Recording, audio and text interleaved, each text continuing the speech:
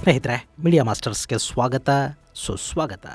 ಗೆಳೆಯರೆ, ದೇಶ ಯಾವುದು ಬೇಕಾದರೂ ಇರಲಿ, ಅಲ್ಲಿನ ವಿದೇಶಾಂಗ ನೀತಿ ಹೇಗೆ ಬೇಕಾದರೂ ಇರಲಿ, ಮನುಷ್ಯ ಯಾವ ಹುದ್ದೆಗೆ ಬೇಕಾದರೂ ಹೋಗಿರಲಿ ಮತ್ತು ಆತನ ಪಕ್ಷ ಯಾವುದು ಬೇಕಾದರೂ ಇರಲಿ, ಮತ ಅನ್ನೋದೊಂದಿದೆ ನೋಡಿ, ಅದು ತಲೆಗೆ ಒಂದಷ್ಟು ಅಮಲನ್ನು ತುಂಬಿಬಿಟ್ರೆ ಅಲ್ಲಿ ಮತೀಯವಾದ ಬಿಟ್ಟು ಬೇರೆ ಯಾವುದೂ ಮುಖ್ಯ ಅಂತ ಅನಿಸೋದಿಲ್ಲ.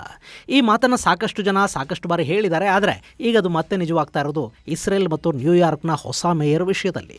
ಇಸ್ರೇಲ್ನ ಪ್ರಧಾನಿ ನೆತನ್ಯಾಹು ನ್ಯೂಯಾರ್ಕ್ಗೆ ಬಂದರೆ ಅವರನ್ನು ಅರೆಸ್ಟ್ ಮಾಡಿಸ್ತೀನಿ ಅನ್ನೋದು ಅಲ್ಲಿನ ಹೊಸ ಮೇಯರ್ ಮಮ್ದಾನಿ ಕೊಟ್ಟಿರೋ ಹೇಳಿಕೆ. ಹಾಗಾದರೆ ನೆತನ್ಯಾಹುನ ಹಾಗೆ ಅರೆಸ್ಟ್ ಮಾಡಿಸೋದಕ್ಕೆ ನ್ಯೂಯಾರ್ಕ್ನ ಮೇಯರ್ಗೆ ಸಾಧ್ಯ ಆಗತ್ತಾ?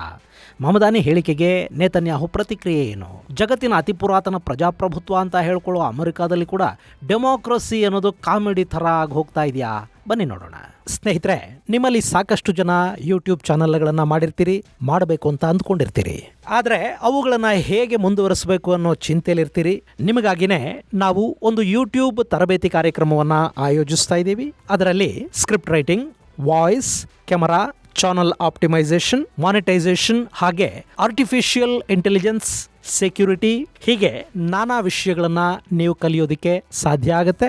ನಿಮಗಾಗಿನೇ ಇದೇ ಡಿಸೆಂಬರ್ 12, 13 ಮತ್ತು 14ನೇ ತಾರೀಕು ತರಬೇತಿ ಕಾರ್ಯಕ್ರಮವನ್ನು ಆಯೋಜಿಸ್ತಾ ಇದ್ದೀವಿ. ಹೆಚ್ಚಿನ ಮಾಹಿತಿಗಾಗಿ 9972379459 9972379459 ಸಂಖ್ಯೆಗೆ ಸಂಪರ್ಕಿಸಿ.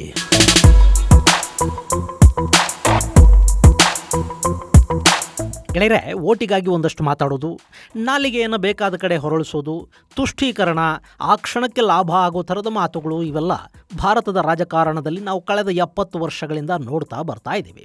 ಪ್ರಜಾಪ್ರಭುತ್ವ ಮತ್ತು ಅದರ ಹೆಸರಲ್ಲಿ ನಮ್ಮ ನಾಳೋ ನವಾಬ್ಶಾಹಿ ಬಗ್ಗೆ ಭಾರತದ ಪ್ರಜ್ಞಾವಂತರಿಗಂತೂ ಯಾವತ್ತೂ ಬೇಸರ ಆಗಿದೆ. ಆದರೆ ಅಮೆರಿಕ ತನ್ನನ್ನು ತಾನು ಅತ್ಯಂತ ಮುಂದುವರೆದ ಮತ್ತು ಅತಿ ಪುರಾತನ ಪ್ರಜಾಪ್ರಭುತ್ವ ಅಂತ ಹೇಳಿಕೊಳ್ಳೋ ಅಮೆರಿಕಾದಲ್ಲಿ ಕೂಡ ಪರಿಸ್ಥಿತಿ ಇದಕ್ಕಿಂತ ಭಿನ್ನವಾಗೇನಿಲ್ಲ. ಅಲ್ಲೂ ಜನ ವೋಟ್ ಹಾಕಲೇಬೇಕು ನೋಡಿ. ಹೀಗಾಗಿ ವೋಟ್ ಬ್ಯಾಂಕ್ ಪಾಲಿಟಿಕ್ಸು, ಪೊಲಿಟಿಕಲ್ ಡ್ರಾಮಾಗಳು, ಇವೆಲ್ಲ ಅಲ್ಲಿ ಕೂಡ ವಿಪರೀತ ಆಗ್ತಾ ಇವೆ.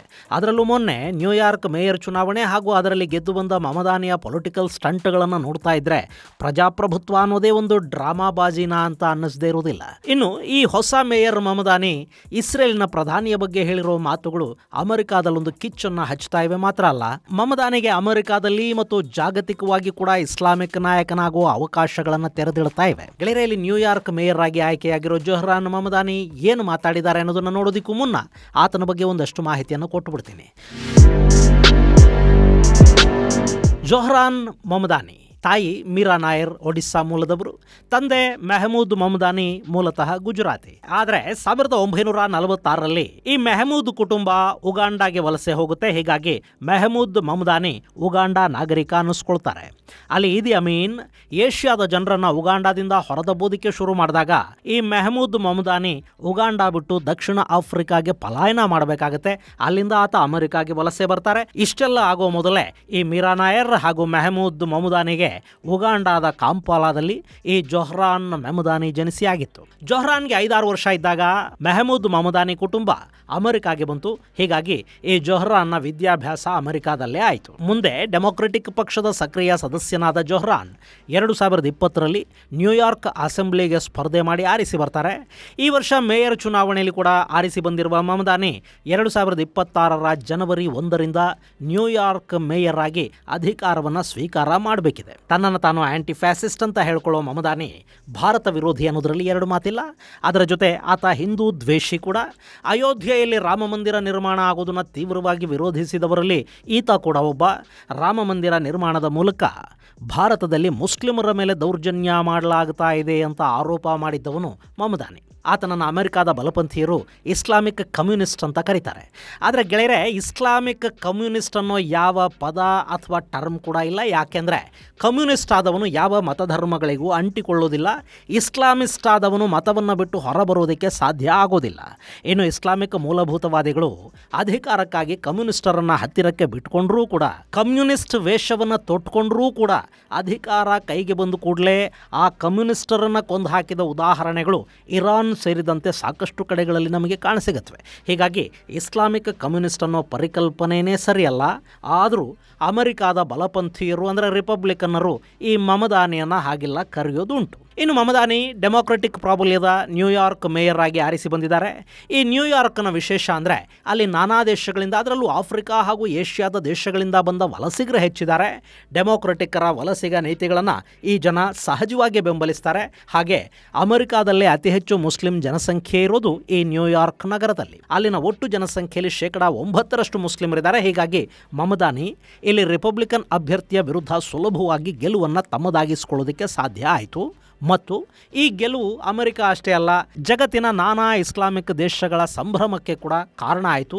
ಯಾಕೆಂದರೆ ಮಮದಾನಿ ನ್ಯೂಯಾರ್ಕ್ನ ಮೊದಲ ಮುಸ್ಲಿಂ ಮೇಯರ್. ಇನ್ನು ಈತ ಇಸ್ಲಾಮಿಕ್ ದೇಶಗಳಿಗೆ, ಇಸ್ಲಾಮಿಕ್ ಮೂಲಭೂತವಾದಿಗಳ ಕಣ್ಣಿಗೆ ಮತ್ತು ಅಮೆರಿಕಾದಲ್ಲಿನ ಮುಸ್ಲಿಂ ಹಾಗೂ ಆಫ್ರಿಕನ್ ಸಮುದಾಯದ ಕಣ್ಣಿಗೆ ಎರಡನೇ ಬರಾಕ್ ಒಬಾಮಾ ಥರ ಕಾಣಿಸಿದರೆ ಆಶ್ಚರ್ಯ ಪಡಬೇಕಿಲ್ಲ. ಹೀಗಾಗಿ ಮಮದಾನಿ ಮುಂದೆ ಡೆಮೊಕ್ರೆಟಿಕ್ ಪಕ್ಷದ ಅಧ್ಯಕ್ಷೀಯ ಅಭ್ಯರ್ಥಿಯಾಗಿ ಎಮರ್ಜ್ ಆಗೋ ಪ್ರಯತ್ನಗಳನ್ನು ಕೂಡ ಈಗಾಗಲೇ ನಡೆಸಿಯಾಗಿದೆ. ಅದರ ಭಾಗನೇ ಆತ ಇಸ್ರೇಲ್ ಪ್ರಧಾನಿಯ ಬಗ್ಗೆ ಆಡಿರೋ ಮಾತುಗಳು ಅಂತ ಹೇಳಲಾಗ್ತಾ ಇದೆ. ಇಸ್ರೇಲ್ ಗಾಜಾದಲ್ಲಿ ಮಾರಣ ಹೋಮವನ್ನ ಮಾಡಿದೆ ಅನ್ನೋದನ್ನ ನಾನು ನಂಬುತ್ತೀನಿ. ಹೀಗಾಗಿ ಒಂದು ವೇಳೆ ಇಸ್ರೇಲಿನ ಪ್ರಧಾನಿ ನೇತನ್ಯಾಹು ನ್ಯೂಯಾರ್ಕ್ಗೆ ಬಂದರೆ ICC ವಾರಂಟನ್ನು ಜಾರಿಗೊಳಿಸೋ ನಿಟ್ಟಲ್ಲಿ ನ್ಯೂಯಾರ್ಕ್ ಪೊಲೀಸರನ್ನು ಕಳುಹಿಸಿಕೊಡ್ತೀನಿ ಅನ್ನೋದು ಮಮದಾನಿ ಹೇಳಿರೋ ಮಾತು. ಅಂದರೆ ನ್ಯೂಯಾರ್ಕ್ಗೆ ನೇತನ್ಯಾಹು ಬಂದರೆ ನಾವು ಅವರನ್ನು ಅರೆಸ್ಟ್ ಮಾಡಿಸ್ತೀವಿ ಅನ್ನೋ ಮಾತನ್ನು ಮಮದಾನಿ ಇಲ್ಲಿ ಹೇಳಿದ್ದಾರೆ. ಇಲ್ಲಿ ಮಮದಾನಿಗೆ ಚುನಾವಣಾ ಗಿಮಿಕ್ಕುಗಳು ತುಂಬ ಚೆನ್ನಾಗಿ ಗೊತ್ತಿವೆ ಅಂತ ನಾನು ಆಗಲೇ ಹೇಳಿದ್ದೇ ಕಾರಣಕ್ಕೇನೆ. ಈ ಜೊಹ್ರಾನ್ ಮಮದಾನಿ ಇನ್ನು ಅಮೆರಿಕಾದ ಅಧ್ಯಕ್ಷ ಆಗಿಲ್ಲ. ಆತ ನ್ಯೂಯಾರ್ಕ್ ಸಿಟಿ ಮೇಯರ್ ಮಾತ್ರ. ಹೀಗಾಗಿ ಅಮೆರಿಕಾಗೆ ಬರುವ ವಿದೇಶಿ ರಾಜತಾಂತ್ರಿಕರನ್ನು ಅರೆಸ್ಟ್ ಮಾಡಿಸುವ ಅಧಿಕಾರ ಮೇಯರ್ಗಿರೋದಿಲ್ಲ. ಇನ್ನು ಇಸ್ರೇಲ್ ಅಥವಾ ಯಾವುದೇ ದೇಶದ ಪ್ರಧಾನಿ, ಸಚಿವರು, ರಾಜತಾಂತ್ರಿಕರಿಗೆ Vienna convention on diplomatic relations 1961 ಪ್ರಕಾರ ವಿದೇಶಗಳಲ್ಲಿ ಕೂಡ ಒಂದು ಇಮ್ಯುನಿಟಿ ಇರುತ್ತೆ. ಅವರನ್ನು ಹಾಗೆಲ್ಲ ಅರೆಸ್ಟ್ ಮಾಡೋದಕ್ಕೆ ಅವಕಾಶ ಇರೋದಿಲ್ಲ. ಒಂದು ವೇಳೆ ಅವರಿಂದ ದೇಶಕ್ಕೆ ಧಕ್ಕೆ ಉಂಟಾಗುತ್ತೆ ಅನ್ನೋ ಸಂದರ್ಭದಲ್ಲಿ ಕೂಡ ಸ್ಟೇಟ್ ಡಿಪಾರ್ಟ್ಮೆಂಟ್ನ ಅನುಮತಿಯನ್ನು ಪಡ್ಕೊಂಡೇ ಅರೆಸ್ಟ್ ಮಾಡಬೇಕಾಗಿ ಬರುತ್ತೆ. ಇನ್ನು ICC ವಾರಂಟ್ನ ವಿಷಯಕ್ಕೆ ಬರೋದಾದರೆ ಅಮೆರಿಕ ಇಂಟರ್ನ್ಯಾಷನಲ್ ಕ್ರಿಮಿನಲ್ ಕೋರ್ಟ್ನ ಸಿಗ್ನೆಟರಿ ಅಲ್ಲ. ಹೀಗಾಗಿ ಅದರ ವಾರಂಟ್ಗಳನ್ನು ಅಮೆರಿಕ ಜಾರಿ ಮಾಡಬೇಕು ಅನ್ನೋ ಕಾನೂನೂ ಇಲ್ಲ, ಮಾಡೋದೂ ಇಲ್ಲ. ಹೀಗಾಗಿ ನ್ಯೂಯಾರ್ಕ್ಗೆ ಬಂದರೆ ನೇತನ್ಯಾಹುನ ಅರೆಸ್ಟ್ ಮಾಡಿಸಿ ಬಿಡ್ತೀನಿ, ಇವೆಲ್ಲ ತಮ್ಮ ಪಕ್ಕದ ಕಾರ್ಯಕರ್ತರನ್ನು ಮತ್ತು ಅಲ್ಲಿನ ಮತದಾರರನ್ನು ಖುಷಿಪಡಿಸೋ ಮಾತುಗಳೇ ಹೊರತು ಬೇರೆನ್ನೇನೂ ಅಲ್ಲ. ಇನ್ನು ಮಮದಾನಿಯ ಈ ಮಾತು ನೇತನ್ಯಾಹು ಅವರ ಕಿವಿಗೂ ಬಿದ್ದಿದೆ. ಈ ಬಗ್ಗೆ ಮಾರ್ಮಿಕವಾಗಿ ನೇತನ್ಯಾಹು ಉತ್ತರವನ್ನು ಕೂಡ ಕೊಟ್ಟಿದ್ದಾರೆ. ನ್ಯೂಯಾರ್ಕ್ ಟೈಮ್ಸ್ ಜೊತೆ ಮಾತನಾಡಿರೋ ನೇತನ್ಯಾಹು ನಾನು ನ್ಯೂಯಾರ್ಕ್ಗೆ ಬರ್ತೀನಿ ಅಂತ ಹೇಳಿದ್ದಾರೆ. ಆ ದನಿಯಲ್ಲಿ ತಾಕತ್ತಿದ್ರೆ ಅರೆಸ್ಟ್ ಮಾಡಿಸಿ ಅನ್ನೋ ಚಾಲೆಂಜ್ ಇದೆ. ಇನ್ನು ಮಮದಾನಿ ಜೊತೆ ಮಾತಾಡ್ತೀರಾ ಅನ್ನೋ ಪ್ರಶ್ನೆಗೆ ಕೂಡ ಉತ್ತರಿಸಿರೋ ನೇತನ್ಯಾಹು ಆತ ತನ್ನ ನಿಲುವನ್ನು ಬದಲಿಸಿಕೊಂಡ್ರೆ ಇಸ್ರೇಲ್ ಕೂಡ ಈ ಭೂಮಿಯ ಮೇಲೆ ಬದುಕುವ ಹಕ್ಕನ್ನು ಹೊಂದಿದೆ ಅನ್ನೋದನ್ನ ಆತ ಅರ್ಥ ಮಾಡಿಕೊಂಡ್ರೆ ಆಗ ಮಾತುಕತೆಗಳು ನಡೆಯುತ್ತವೆ, ಹಾಗಲ್ಲದೆ ಇದ್ದರೆ ಮಾತಾಡಿ ಪ್ರಯೋಜನ ಏನು ಅಂತ ಕೇಳಿದ್ದಾರೆ.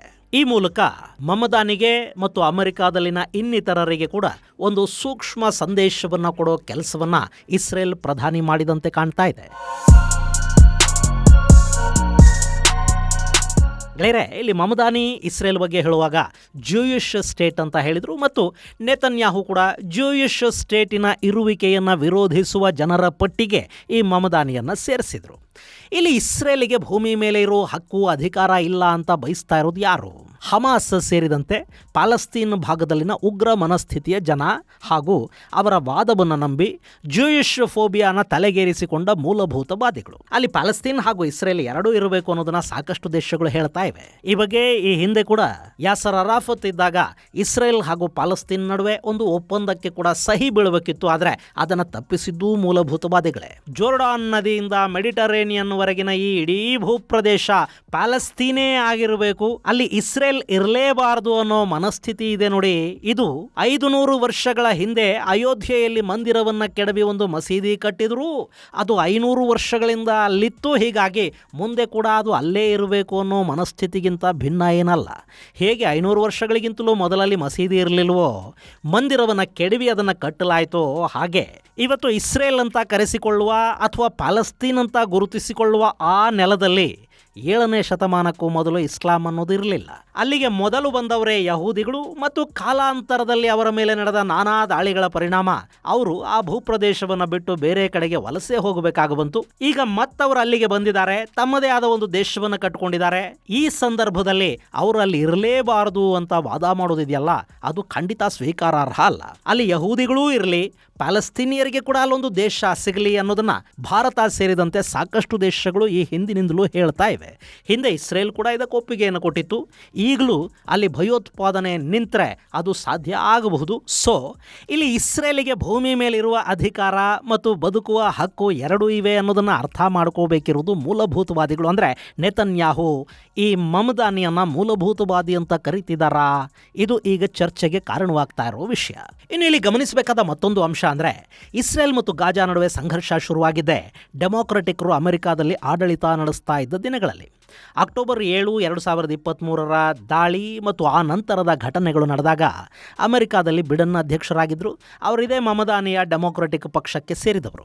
ಅವತ್ತು ಅಮೆರಿಕಾನ ಆಳ್ತಾ ಇದ್ದ ಸರ್ಕಾರ ಇಸ್ರೇಲಿನ ಬೆಂಬಲಕ್ಕೆ ನಿಂತ್ಕೊಳ್ತು ಮತ್ತು ಅವರಿಗೆ ಇಸ್ರೇಲ್ ಮಾಡ್ತಾ ಇರೋದು ನರಮೇಧ ಅಂತ ಅವತ್ತು ಅನ್ನಿಸಲಿಲ್ಲ.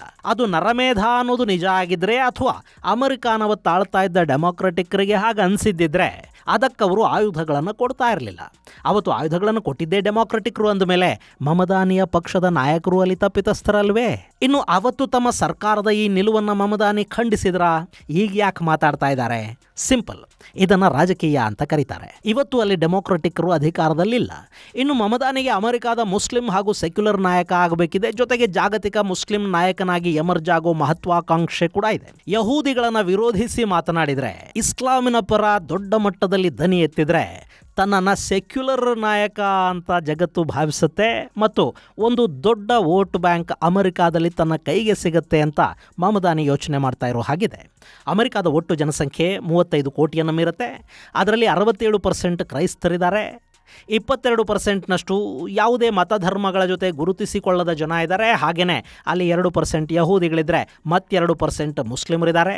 ಇನ್ನುಳಿದ ಮತಧರ್ಮಗಳ ಜನ ಕೂಡ ಅಲ್ಲಿ ವಾಸ ಮಾಡ್ತಾರೆ. ಇಲ್ಲಿ ಯಾವುದೇ ಮತಧರ್ಮಗಳಲ್ಲಿ ಗುರುತಿಸಿಕೊಳ್ಳದ ಎಥಿಯಿಸ್ಟ್ ಅಥವಾ ಅಗ್ನಾಸ್ಟಿಕ್ ಜನ ಏನಿದ್ದಾರೆ ಅವರು ಬಹುತೇಕ ಕ್ರೈಸ್ತರು ಹಾಗೂ ಇನ್ನಿತರ ಜನಾಂಗಗಳಿಗೆ ಸೇರಿದವರು. ಇನ್ನು ಕ್ರೈಸ್ತರ ಮತಗಳು ವಿಭಜನೆ ಆಗುತ್ತವೆ. ಸೊ ಲಿಬರಲ್ ಇಮೇಜ್ನಿಂದ ಬರೋ ಮತಗಳು, ಡೆಮೊಕ್ರೆಟಿಕ್ಕರ ಮತಗಳು, ವಲಸಿಗರ ಮತಗಳು, ಏಷ್ಯಾ ಹಾಗೂ ಆಫ್ರಿಕನ್ನರ ಮತಗಳ ಜೊತೆಗೆ ಈ 2% ಗ್ಯಾರಂಟಿ ಮತಗಳು ಕೂಡ ಸಿಕ್ಕಿದ್ರೆ ಮುಂದಿನ ರಾಜಕೀಯ ಭವಿಷ್ಯ ಸಲೀಸಾಗುತ್ತೆ ಅನ್ನೋ ಅಪ್ಪಟ ರಾಜಕೀಯ ಲೆಕ್ಕಾಚಾರ ಮಮದಾನಿ ತಲೆಯಲ್ಲಿದೆಯಾ? ಅಕಸ್ಮಾತ್ ಇದ್ರೂ ತಪ್ಪೇನಿದೆ ಅಲ್ವೇ? ಇನ್ನು ಮುಂದಿನ ಚುನಾವಣೆಗಳಲ್ಲಿ ಕಮಲಾ ಹ್ಯಾರಿಸ್ ಡೆಮೊಕ್ರೆಟಿಕ್ ಪಕ್ಷದ ಅಧ್ಯಕ್ಷೀಯ ಅಭ್ಯರ್ಥಿಯಾಗಿ ಕಣದಲ್ಲಿರ್ತಾರೆ. ಬೇರೆ ಹೆಸರುಗಳು ಸದ್ಯಕ್ಕೆ ಮುನ್ನೆಲೆಗೆ ಬರ್ತಾ ಇಲ್ಲ. ಇನ್ನು ಈತನನ್ನ ಕೆಲವರು ಒಬಾಮಾಗೆ ಹೋಲಿಕೆ ಮಾಡ್ತಾರೆ. ಆದರೆ ಅಮೆರಿಕ ಒಬಾಮಾ ಕಾಲಾವಧಿಯಲ್ಲಿ ಕೂಡ ಅಮೆರಿಕಾದ ಹಿತಾಸಕ್ತಿಗಳನ್ನು ನೋಡ್ತೇ ಹೊರತು ಇಸ್ಲಾಮಿಕ್ ದೇಶಗಳ ಹಿತವನ್ನಲ್ಲ. ಒಬಾಮಾ ಅವಧಿಯಲ್ಲೇ ಸಾಕಷ್ಟು ಮುಸ್ಲಿಂ ದೇಶಗಳ ಮೇಲೆ ಅಮೆರಿಕ ದಾಳಿ ಮಾಡಿಸ್ತು. ಮಧ್ಯಪ್ರಾಚ್ಯದಲ್ಲುಂಟಾದ ಅರಬ್ ಸ್ಪ್ರಿಂಗ್ನ ಹಿಂದೆ ಕೂಡ ಅಮೆರಿಕಾದ ಕೈವಾಡನೇ ಇತ್ತು. ಹಾಗೆಯೇ ಅಲ್ ಖೈದಾದ ಮುಖ್ಯಸ್ಥ ಒಸಾಮಾನನ್ನು ಹೊಡೆದು ಹಾಕಿದ್ದು ಕೂಡ ಒಬಾಮಾ ಅವರ ಆಡಳಿತಾವಧಿಯಲ್ಲೇ. ಸೊ ಅಮೆರಿಕಾದಲ್ಲಿ ಅಧ್ಯಕ್ಷನನ್ನು ಮೀರಿ ಕೂಡ ಒಂದು ಸಿಸ್ಟಮ್ ಕೆಲಸ ಮಾಡುತ್ತೆ. ಅದು ತನಗೇನು ಬೇಕೋ ಅದನ್ನು ಮಾಡಿಸ್ತಾ ಹೋಗುತ್ತೆ. ಚುನಾವಣೆಗಳಿಗಾಗಿ ಇವರು ಏನು ಬೇಕಾದರೂ ಮಾತಾಡಬಹುದು. ಹೇಳಿದ್ದೆಲ್ಲವನ್ನ ಮಾಡೋದಕ್ಕೆ ಸಾಧ್ಯ ಆಗೇ ಆಗತ್ತೆ ಅಂತೇನಲ್ಲ. ಹೀಗಾಗಿನೇ ಈಗ ಮಮದಾನಿಯ ಮಾತುಗಳನ್ನು ಅಮೆರಿಕಾದ ಪ್ರಜ್ಞಾವಂತರು ಅಪ್ರಬುದ್ಧ ಮಾತುಗಳು ಅಂತ ಹೇಳ್ತಾ ಇದ್ದಾರೆ. ಗೆಳೆಯರೆ, ಅದು ಅಮೆರಿಕ ಆಗಲಿ, ಭಾರತ ಆಗಲಿ, ಇಸ್ರೇಲ್ ಆಗಲಿ ಅಥವಾ ಬೇರಿನ್ಯಾವುದೇ ಪ್ರಜಾಪ್ರಭುತ್ವವನ್ನು ಅಳವಡಿಸಿಕೊಂಡ ದೇಶ ಆಗಿರಲಿ, ರಾಜಕಾರಣಿಗಳು ಜನರ ಭಾವನೆಗಳ ಜೊತೆಗೆ ಆಟ ಆಡ್ತಲೇ ಹೋಗ್ತಾರೆ. ಅವರ ಮಾತುಗಳನ್ನು ಕೇಳಿ ಜೈಕಾರ ಹಾಕೋದಕ್ಕೆ, ಶಬಾಷ್ ಗಂಡೆ ಅನ್ನೋದಕ್ಕೆ ಒಂದಷ್ಟು ಜನ ಅವರು ಸುತ್ತ ಇದ್ದೇ ಇರ್ತಾರೆ. ಅದಕ್ಕೆ ಅಮೆರಿಕ ಕೂಡ ಹೊರತೇನಲ್ಲ. ಇನ್ನು ಮತದಾರರ ಪ್ರಬುದ್ಧತೆ ಅಥವಾ ಪ್ರಬುದ್ಧ ಮತದಾರರೇ ತಮ್ಮ ನಾಯಕರನ್ನು ಆಯ್ಕೆ ಮಾಡ್ಕೋತಾರೆ ಅನ್ನೋ ಭ್ರಮೆ ಎಲ್ಲೂ ಸಲ್ಲ ಅನ್ನೋದನ್ನು ನಿಮಗೆ ಹೇಳಬೇಕಿತ್ತು ಅಷ್ಟೇ. ಮುಂದಿನ ಸಂಚಿಕೆಯಲ್ಲಿ ಮತ್ತಷ್ಟು ವಿಶೇಷಗಳ ಜೊತೆ ಮತ್ತೆ ನಾವು ಭೇಟಿಯಾಗೋಣ. ಅಲ್ಲಿವರೆಗೆ ಜೈ ಹಿಂದ್, ಜೈ ಕರ್ನಾಟಕ.